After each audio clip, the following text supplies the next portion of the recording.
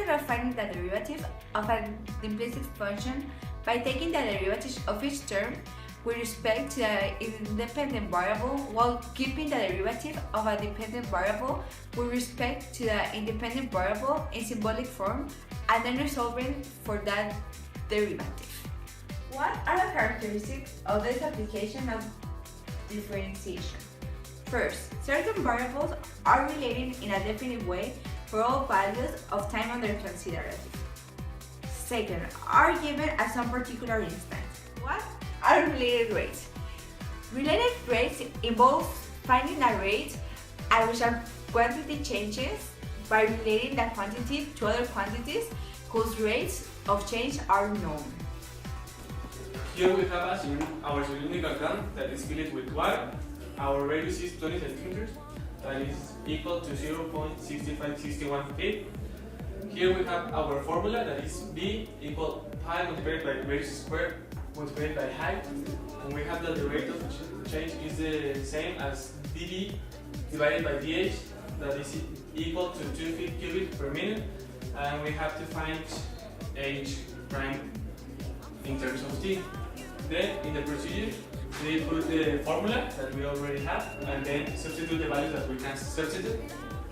Now that we know that the rate of change is equal to 2 feet cubic per minute, we put it here and we have that 2 feet cubic per minute is equal to the resultant of this operation, which is 0.4304 feet squared times pi times h prime in terms of t, and we need to isolate h prime in terms of t in order to, because this is where it is asking the problem.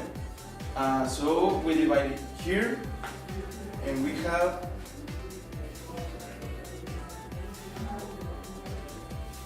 that is almost equal to 1.4791 feet per minute, and here the cubic and the square is eliminated, so we have a linear exponent. So we have here the flowchart and we are going to explain the steps that we use in order to solve the problem. First, we need to search for the information about the topic, which is a previous investigation. Then we have to read the problem and also understand it.